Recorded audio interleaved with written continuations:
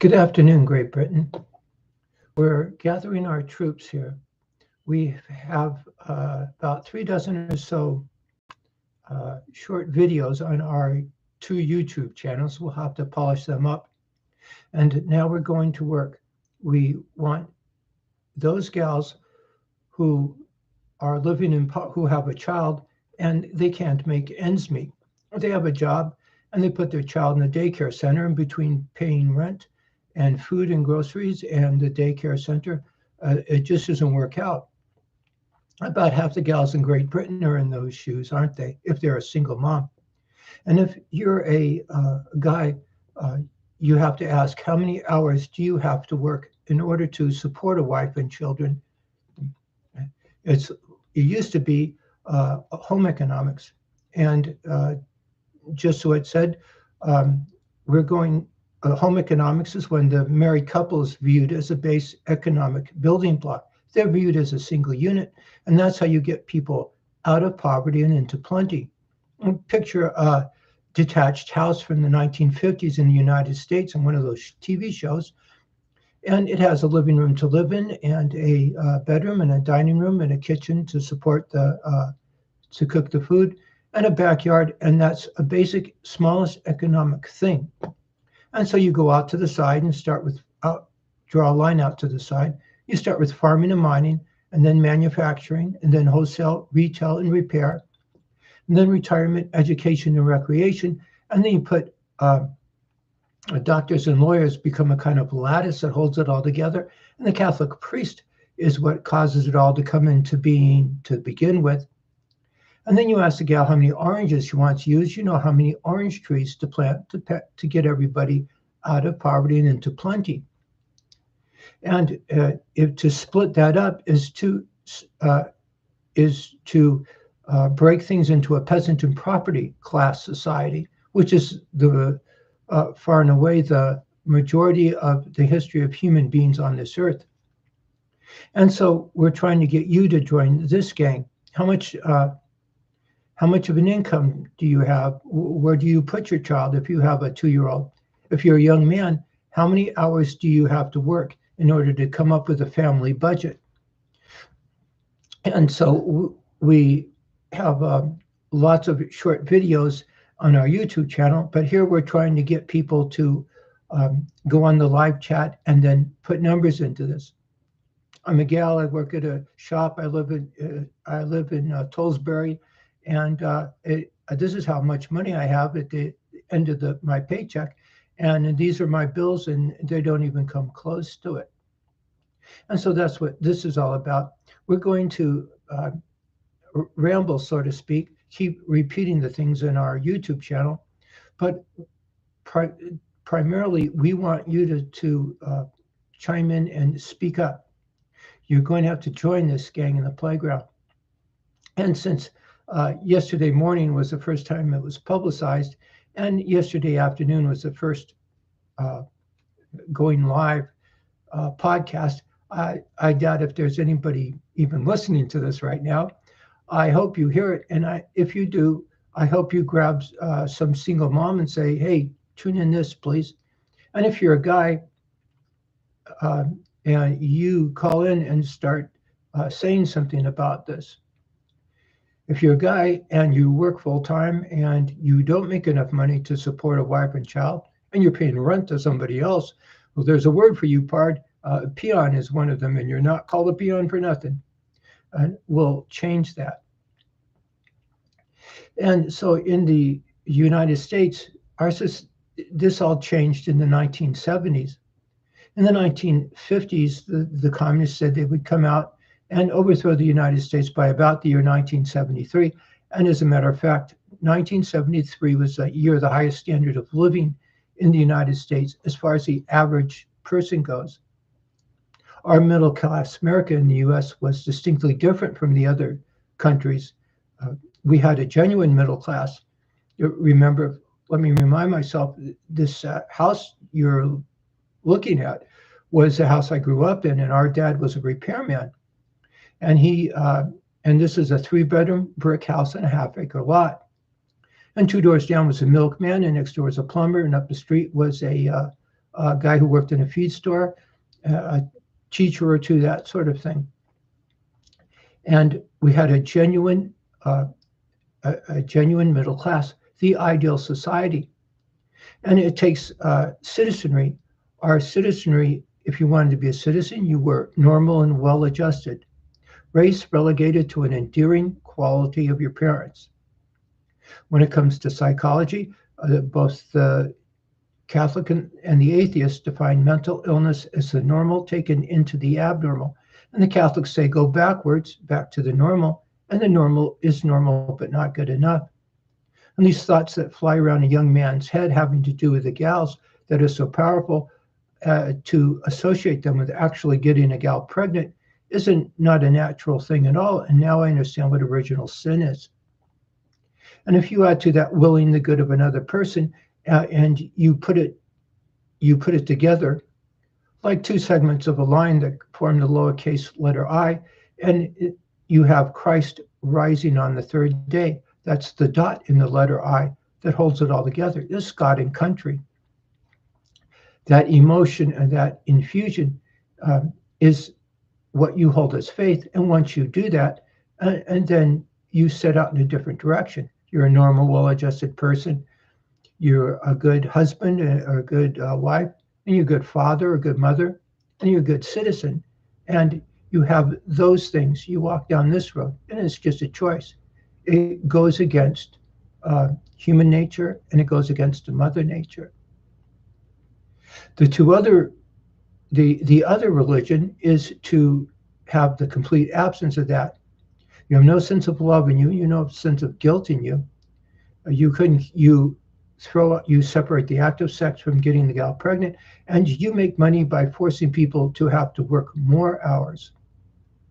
In other words, it's a peasant and property class society. You live in the foothills and do all the consuming, and everybody else is either living in housing projects or living in apartments, and they do all the producing. That is far and away the highest standard of living you can achieve on Earth. And that's the overwhelming majority of the history of human beings on this earth. To go in the other direction, you have to tell those people that they can't exist. And when they don't exist, well, this camp exists. The lazy V, you draw the letter V on its side in front of you. And over time, in the most stereotypical fashion, they change things. The rich get rich and the poor get poor, and they turn into a peasant and property class society. If you take that lazy V and draw a line through the middle of it, that would represent home economics, God and country, the idea of making somebody better off.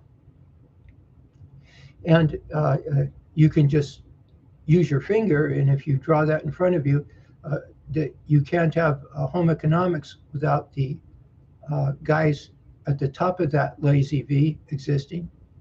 But if they exist, then the peasants don't exist. If the guys living in the foothills don't exist, then the peasants disappear, and the God and country class appears. And so we're hoping, if you're a gal, that you'll start chiming in, or if you're a guy and you listen to this, to how much money do we have to make? We start putting numbers on this stuff, and then you can do something about it. It's Christmas time, and Merry Christmas. If you didn't notice yet, most of the stores will be open, and here that adjustment's already been made. Excuse me. And you'll notice that the people who don't work on Christmas are the people who owns the stores. They're the people who throw out any sense of God, and they have no sense of love or guilt in them.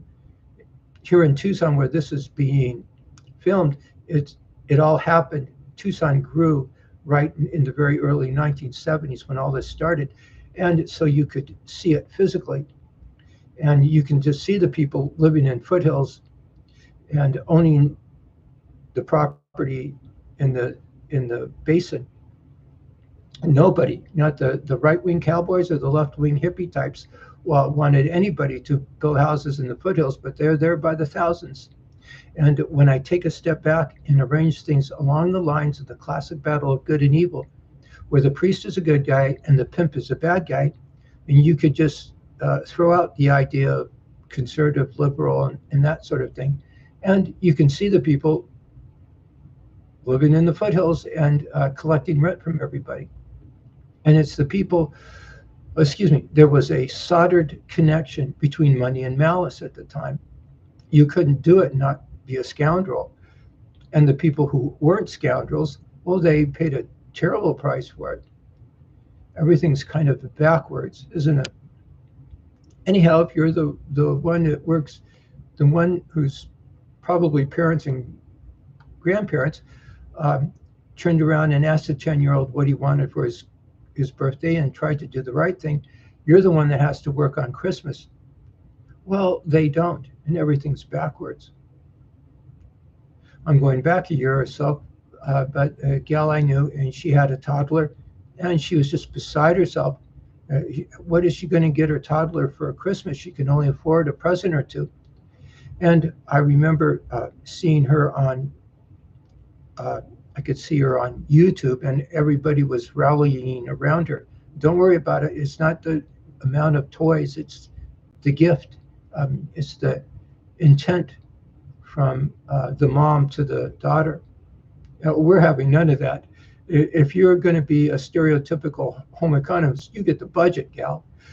You get to put the, if you're going to change the dirty diapers, the physical caring of the child is placed inside the physical pleasures of sex, which is placed inside the romantic stuff. And if you realize it, that romantic stuff, that's a Catholic nun. And she's the mother of society. If you put her in charge and the priest, good things happen to you and everyone else. And so we're going to go back and have a look at this. If you happen to hear this, go find somebody and have them tune in and start answering for it. How much of a budget do I need? How much of Christmas presents do I need? What's the rent? Here, it's home economics. We don't pay rent. We don't rent property to other people. We don't rent property from other people. A household unit is a separate thing. And so you live in a house, or if you're single, you live in a condo, or but you don't own 2 or 3 houses. You have one house.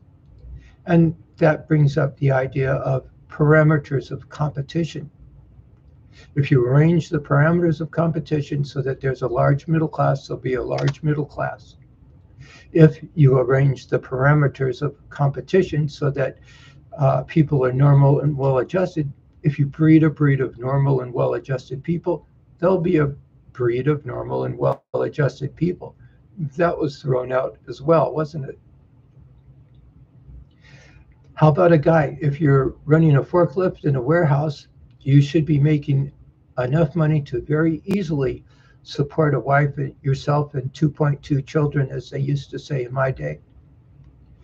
How much is well, I don't know what they do in England, but for a while in the United States, you could make reference to a detached 1950s house.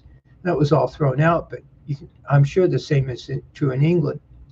I'll remember you guys, the people in Great Britain, excuse me, our mom came over from England. She was what was called a war bride. And she came over to be a professional home economist.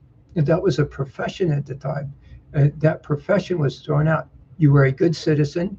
You had to be normal and well-adjusted, race relegated to an endearing quality of your parents. We had everything in common. To drift a little bit, the black guys and Mexican guys around here, we had everything common. Our dad, for example, grew up speaking Polish as a first language. He wouldn't dream of teaching us Polish any more than the guys whose parents spoke Mexican as a first language. They didn't dream of speaking Mexican. We all spoke English, and that represented an attitude. It was first you were a Yake, and then it was, oh, your parents snuck in from Mexico, and that sort of thing. Race relegated to an endearing quality of your parents. Notice the bum's rush of it all. Instead of saying Mexicans are discriminated against. The reality is Mexicans are incredibly racist, and the Mexicans who are incredibly racist rose to the top. The same is true with black guys. Black guys are incredibly racist. They had a blank check, unlimited resources in the 1970s, and they got everything they could possibly want. They absolutely insisted on it, and they insisted on it by throwing bombs in the streets. And what happened? The leaders of the civil rights movement got into all the gold and real estate and all the sex and drugs they could get their hands on. Somebody go back and take a second look at these guys. And everybody else ended up in individual rights, in housing projects.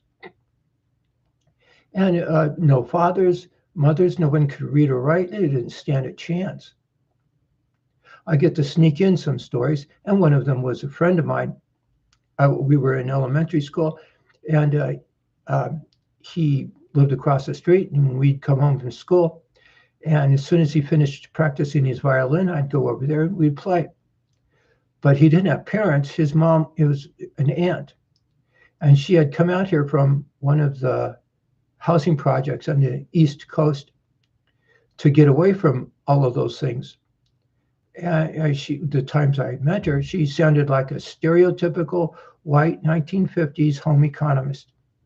And the problem is it didn't work out. She just couldn't make the bills. And so he had to go back to the housing projects. You know what happened to him. You don't have to go any farther. He never stood a chance. I got a couple letters from him, and that's it.